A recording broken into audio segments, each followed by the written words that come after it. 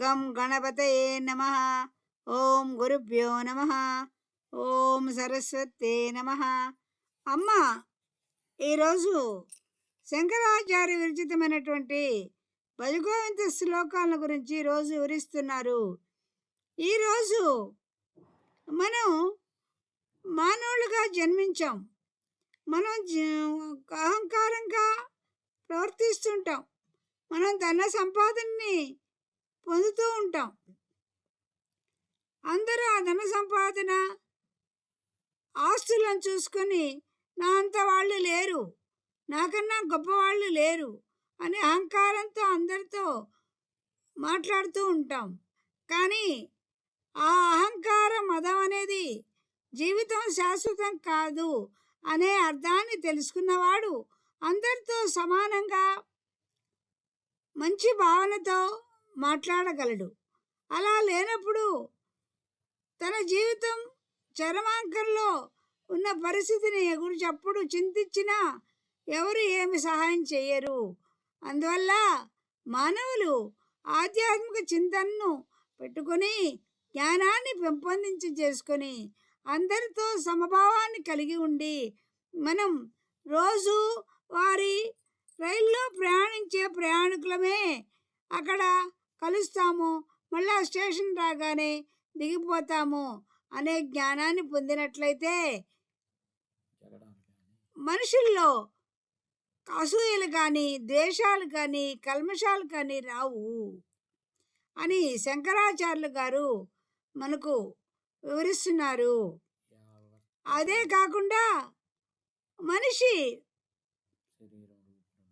శరీరం మీద వ్యామోహంతో భార్యాభర్తలు నాదే, ఆయన నావాడే, ఆమె నాదే, నా ప్రకారం వినాలి అని శాసిస్తుంటారు. ఆధ్యాత్మిక చింతనలో పడితే ఎవరికెవరు ఏమీ కారు, మనము కలిసి ఉన్నంత వరకు కలిసే రోడ్డు ప్రయాణికులమే అని ఆలోచిస్తారు. దానివల్ల ఆధ్యాత్మిక చింతన వల్ల మనసులో ధైర్యాన్ని, శక్తిని, మానసిక శక్తిని, దృఢత్వాన్ని పెంచుకోగలరు. మనుషులో ఎక్కువ వ్యామోహం వల్ల ఏమవుతుందంటే ఎక్కువ జగడాలు, ఎక్కువ ప్రేమ వల్ల ఆధిక్యతను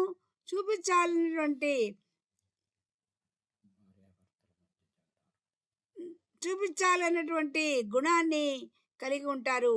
అదే మనం ఆధ్యాత్మిక చింతనతో ఉన్నట్లయితే కలిసి జీవనం చేస్తున్నాము అంతేకాని వారులో మార్పు అనేది మనం మార్చలేము. ఒక మనిషిని ఎప్పుడు ఎవరు మార్చలేరు. రోడ్లో కలిసే ప్రయాణికులం లాంటి వాళ్ళమే అని అర్థం చేసుకోగలరు. యావత్ పవనో నివతతి దేహే తావత్ పృచ్ఛతి కుశలంగే గతవతి వాయు దేహాపాయే భార్యా బిభ్రతి తస్మిన్ కాయే.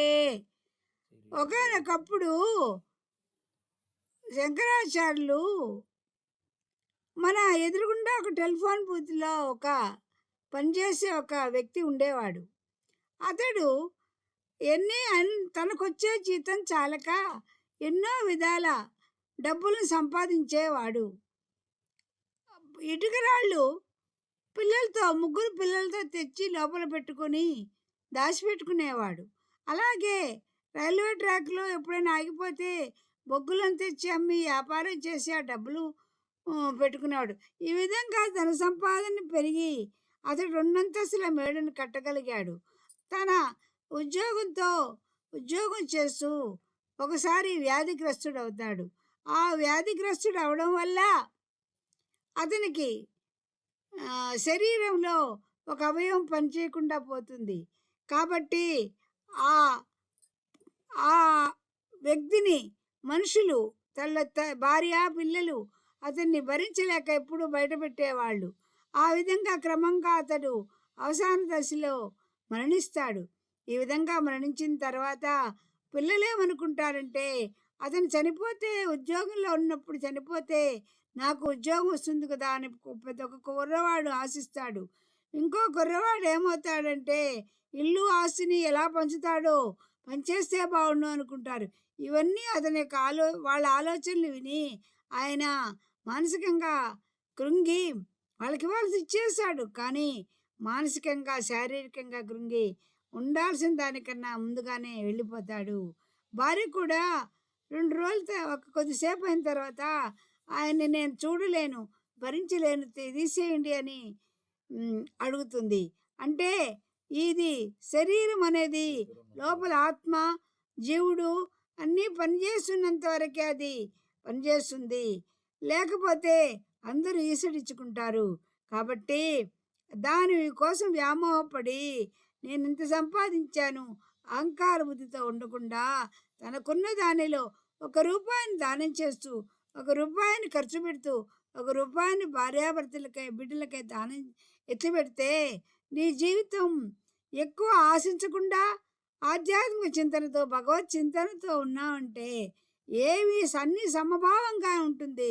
నీ జీవితం కూడా భగవంతుడు తీసుకెళ్ళేటప్పుడు ప్రశాంతంగా జీవనంలో మరణిస్తావు. కాబట్టి నీవు నీ తోటి వారిని నిన్ను పొగిడినప్పుడు అబ్బా నన్ను కాబట్టే పొగిడారు, అబ్బా నన్ను కాబట్టి వీళ్ళు తిట్టారు అనుకోవద్దు. నీ దగ్గర ఉన్నటువంటి ఆస్తులను, నీ ఉన్నటువంటి అందాన్ని చూసి మోహగ్రస్తులై నీ మీద వ్యామోహంతో నేను పొగుడుతారు. అంతేకాని నీవు జవసత్వాలు ఉడిగిపోగానే నీ దగ్గరికి ఎవ్వరు రారు. అప్పుడు గొప్పగా పొగిడిన వారే నిన్ను నానా మాటలతో దూషిస్తారు. కాబట్టి ఎప్పుడూ ఆధ్యాత్మిక చింతనతో, భగవద్ జ్ఞానంతో నా భర్త అని ఎక్కువగాను తక్కువగాను చూడకుండా, నా భార్య అని ఎక్కువగాను తక్కువగాను చూడకుండా సమానంగా చూడగలిగితే మన జీవితం సార్థకమవుతుంది. కాబట్టి అజ్ఞానంలో కూరుకుపోకండి. మీరు అనుకుంటారు మేము జ్ఞానవంతులం, మేము కాబట్టే తెలివిగా ఈ కాగితం చేయగలం, ఈ పనిని ప్రతి పనిని నేను చేయగలనని అనుకుంటావు. కానీ నీకు ఎదుటివాడు సహాయం చేయలేకపోతే నువ్వు ఆ పని చేయలేవనే విషయాన్ని అర్థం చేసుకోలేకపోతున్నావు. కాబట్టి అందరితో సమదృష్టితో ఉండు, అందరినీ సమంగా చూడు. అట్లని చెప్పి నీ ఆశనంతా వాళ్ళ మొహాన్ని కొట్టనిద్దని కాదు. నీ విధంగా ₹1 నీ భార్య కోసం, నీ బిడ్డల కోసం దాచిపెడితే, ₹1 నువ్వు దానం కోసం ఖర్చు పెడితే నీ జీవితంలో ఆధ్యాత్మిక చింతన కానీ పెంచుకున్నావంటే, భగవద్ ధ్యానంలో నువ్వు ఉన్నావంటే, నీకు ఆఫీసులో విషయాల్లో కూడా సూక్ష్మ బుద్ధితో కాగితాలు రాయగలవు. సూక్ష్మ బుద్ధితో ఏం చేయొచ్చా చేయకూడదా అనే విషయాన్ని పిల్లలకు చెప్పగలవు. నువ్వు జ్ఞానంతో చదువుకోగలవు. అందువల్ల ఆ విషయాన్ని పెంపొందించుకోవాలంటే నీవు జ్ఞానం పెంపొందించుకోవాలి. మనము ఏంది అనే విషయాన్ని తెలుసుకోగలగాలి. భాగవతంలో ఒక ఉదాహరణ చెప్పారు. మనం చలివేంద్రం పెడతాం. చలివేంద్రం అంటే తెలియదు ఎవరికి. ఒక తాటాకేసి 2 కుండలు పెట్టి దాంట్లో మంచినీళ్ళు, మజ్జిగ పెడతారు. దానికి గ్లాసులు పెడతారు. దానికే కట్టి గ్లాసులు కూడా ఎత్తుకోబోతాను భయపడి కాలంలో. అవి తాగేసి ఆ దారిలో ఎండలో పోయే వాళ్ళకి ఆ మంచినీళ్ళు, మజ్జిగ ఎంతో సేద తీరుస్తాయి. కాబట్టి ఎండాకాలంలో చలివేంద్రాలు పెట్టడం అలవాటు చేసుకోండి. ఈ విధంగా ఏదో ఒక సహాయం, మనకున్న సహాయం చేయండి. శక్తికి మించి దానం చేసి పేదవాళ్ళు కావద్దు. మనకున్న దానిలో సహాయం చేయండి. విద్య, నీ దగ్గర విద్య ఉందా? ఒక ప్రశ్నన్నా ఒకడికి చదువు చెప్పగలుగు, అదే విద్యాదానం. ఆ విద్య చెప్పేవాడిని వాడి పని మాలినోడు, వాడికి ఏం తెలియక సమయం వేస్ట్ చేసుకుంటున్నాడు, డబ్బు సంపాదించి తెలియదు అని అనుకోవద్దు. జ్ఞానంతో నీకొచ్చిన విద్యని ఒకరికి నేర్పించు, అలాగే నీకొచ్చిన వంటని ఇంకొకరికి నేర్పించు.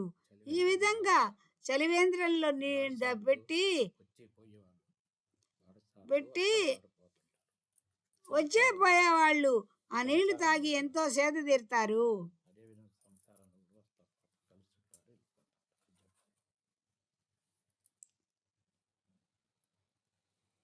ఇవన్నీ శంకరాచార్యులు గారు పని కట్టుకొని దేశమంతా తిరిగి చెప్పిందెందుకంటే, మనుషులు మరి స్వార్థపరులైపోయి అరాచకంగా ఉండారని, వాళ్ళలో మార్పొస్తుందని కొన్ని వేల సంవత్సరాల క్రితమే విషయాలు చెప్పారు. ఇప్పటికీ అర్థం కాక ఆయన శ్లోకాలు మాత్రమే చదువుకొని పాడుకుంటూ ఉంటారు తప్ప, అర్థాన్ని తెలుసుకొని జ్ఞానంగా ప్రవర్తించాలనే విషయాన్ని మానవులు తెలుసుకోలేకపోతున్నారు.